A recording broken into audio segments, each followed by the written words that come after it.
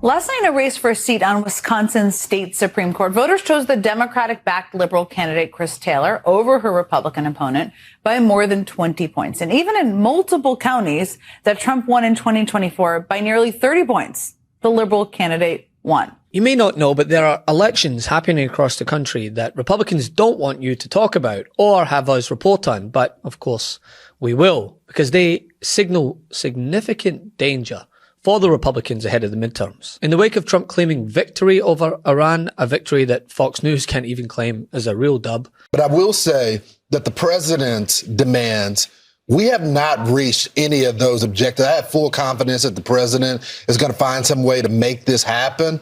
But he said that we want to dismantle all major nuclear facilities. That has not happened. The end of uranium enrichment on the soil, they're still enriching. The transfer of the enriched uranium stockpiles out of Iran, that hasn't happened. The acceptance of intrusive international inspections, they're still not willing to do that. And they have not suspended their ballistic missiles program. They're still firing them off to stop the production of the long-range missiles. That's just a few of them on the president's proposal. The question is the president using this 2 weeks to give our soldiers a break, a rest, to see if we can get this ultimately done? We'll see. So what's the reason that we've only seen a few ships go through after the ceasefire? Because the whole point of this was to make sure that the strait is open. Look, the Iranians have a history of playing games at the negotiating table, and this is a major challenge for the Trump administration. Yesterday, we heard the press secretary, Caroline Leavitt, talk about the details of this negotiation. They are sending an American delegation to Islamabad this weekend to speak directly with the Iranian regime and try to get this deal done. Across the country, Republicans are losing in areas that were heavily red, districts that voted overwhelmingly for Trump in the past. I mean, we begin in Wisconsin, a local election story that is part of a broader pattern we're seeing here. One that's becoming harder to ignore.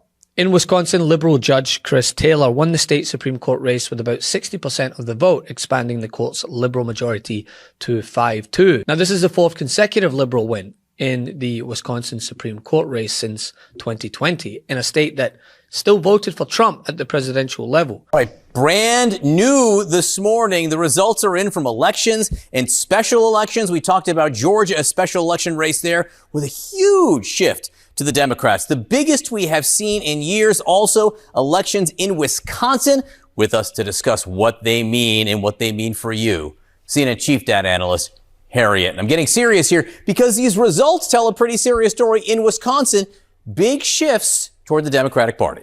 Holy Toledo, holy smokes, holy cow. What are we talking about here? I mean, look at these shifts. Okay, and I want to put this into a historical perspective for you. Dems, liberal, exceeding the previous presidential vote. So in 2025, 2026 cycle, we're talking about exceeding Kamala Harris. Look at this. We're talking about exceeding Kamala Harris, the liberal candidate did, by 21 points. 21 points. And this is part of a pattern, right? In Virginia governor, we saw the Democrat there exceeding Kamala Harris by 10, New Jersey governor by 8. And this is even better than what Democrats had back in the 2017, 2018 cycles, where they were exceeding Hillary Clinton's baseline, but by 12, 4, and less than a point. So this time around, oh my goodness gracious, holy cow, holy smokes, holy Toledo. And of course, remember, Democrats took the House in 2018. And I will note that Wisconsin Supreme Court performance last night by Chris Taylor was the best for a liberal candidate in an open seat in at least 30 years. So this was the race that we saw last night in Wisconsin, a Wisconsin Supreme Court seat, a 9-point swing there. What about Georgia in perspective? That was a special election for Marjorie Taylor Greene's House seat. Put that in perspective. Yeah, you think a 21-point overperformance versus the Kamala Harris baseline is impressive.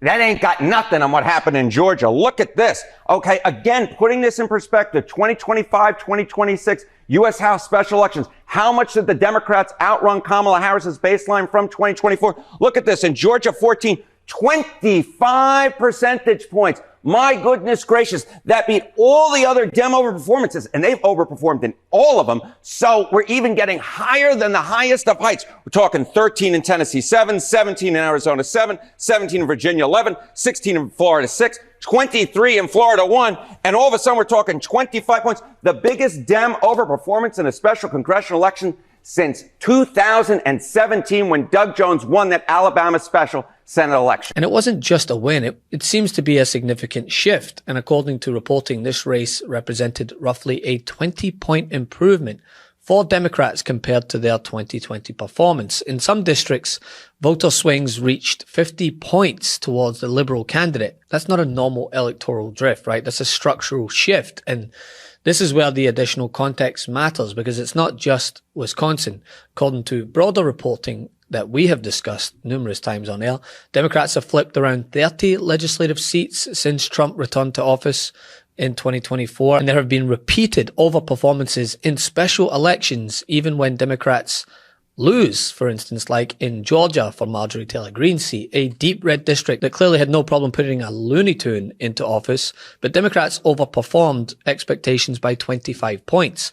That's not something to overlook either just because they lost. And it's not just in swing states. NBC News is now characterizing and is projecting that this race will go to a runoff, that both Sean Harris, Democratic candidate, Clay Fuller, Republican candidate, will secure the top 2 spots. No one else can get up into that one of those top 2 spots. And these 2 candidates will advance to the April runoff.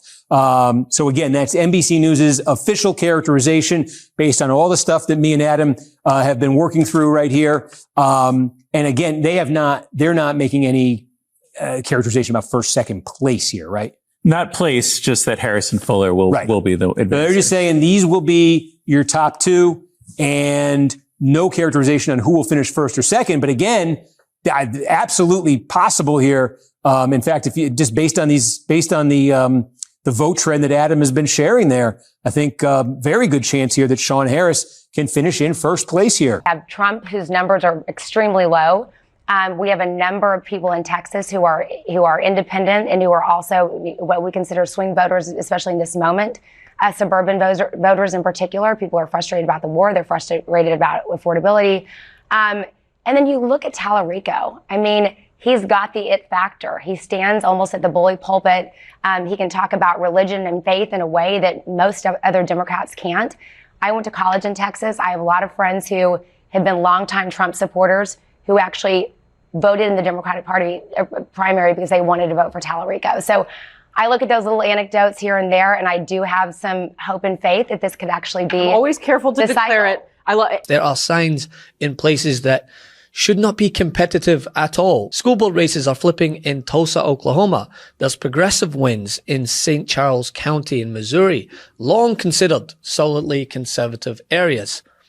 They're not battlegrounds. These are Republican strongholds, or at least they once were. And here's the key distinction, right? Trump continues to project this idea that he hasn't lost any support. And everyone's saying, oh, is Trump losing MAGA? No, I'm not losing MAGA. MAGA loves what I'm doing. And CNN did a poll of MAGA voters, a big poll, very important poll, Harry. And he went on, he said, this is amazing, 100% support. He said, I've never had a 100% poll at anything before. And do you support Trump, MAGA people, which is, by the way, mostly Republican. And if you look, I would say MAGA makes up a majority, like about 95% of the Republican Party, all right? So they went out, they did a poll, and CNN came back 100% support. So they support what we're doing, but they would like to see it end and come back. But remember, wars last years. We're in there for 34 days. And we've obliterated a very powerful country in 34 days. Yeah, if it were up to me, I'd like to keep the oil. I just don't think the people of the United States would really understand. Trump watched us learn it. And so what led Trump, at 79 years old, to sit in there in that Situation Room when Bibi Netanyahu was seated as an equal? Yeah. Trump didn't even sit at the head of the table. Trump sat at the side of the table and Bibi was across from him as an equal in the American Situation Room. What led him to sit there and buy what that guy was selling hook, line, and sinker when every other president was able to see through that liar? What was it? Because he was told the next day by our own top advisors, from the chairman of the Joint Chiefs to the Secretary of State to the vice president, that these are lies and that these objectives are not going to be attainable. Don't believe him. We might be able to wipe out the Ayatollah, not regime change, Ayatollah. and we might be able to decimate some portion of their missiles and their military. Okay, that's true. But the goals as stated by Trump when we actually did pull the trigger were all over the board. And to this moment, he's pushing the BS claim that we affected regime change. No, we didn't. It's the same regime, just different players. There isn't somebody more moderate in there at all. We have no reason to believe that. In fact, it looks like the Iranian Revolutionary Guard is in control now, which is far more radical. And the fatwa that had allegedly been issued by the Ayatollah on developing nukes is gone. Iran is more powerful economically. It controls the strait and now is demanding the lifting of all sanctions against it. And what Trump did with that 10-point plan was go from Monday saying, no, not good, to Tuesday saying, very workable, we can do it, as a means of saving face to bail off of his insane threats about annihilating an entire civilization. So I don't know how we got here, Piers. I'd like to know just as much as anybody else, but all I can think in my head, based on what I've read in the paper, is we got here thanks to Bibi Netanyahu, Lindsey Graham, and Mark Levin. And ultimately President Trump. That's not to take agency away from the president, who was bamboozled. I don't know why. He was too weak to say no. He was too gullible to see through the lies. One way or another, he allowed himself to be pushed into this insane conflict. Despite the fact that Trump-aligned candidates in institutional races continue to lose when he's not on the ballot, from Texas to Tulsa, all while there's shifting control of courts and local governance happening across the country also. So it's too early to ride the blue wave into the sunset. But for instance, take a look at how Fox's reporting has shifted ahead of the midterms, especially in the wake of Trump's war in Iran. They've almost conceded already, licking their wounds, looking for a way out. Well, Katie, one thing that we should also see, Mark is right, the midterms right now look ugly unless the Republicans really get serious. And all right, you mentioned the president, his approval overall 43%, disapprove 57%. On healthcare, it's 38%, 61% disapprove. A lot of Republicans looking at these numbers going, the midterms right around the corner. Do you look at approval? Are you looking at how the public is perceiving some of these actions? The president saved Medicaid. Because polling already shows that Democrats are turning out in droves, and Trump's approval is dropping to around 36%. I mean, those are early indicators. They're not guarantees. With Trump, we know there's never a guarantee. I mean, people saw the first run and bought into the sequel. But it would be naive to ignore the patterns nor report on them and not lean into what is working for Democrats across the country. Love this video? Support independent media and unlock exclusive content, ad-free videos, and custom emojis by becoming a paid member of our YouTube channel today. You can also gift memberships to others. Let's keep growing together.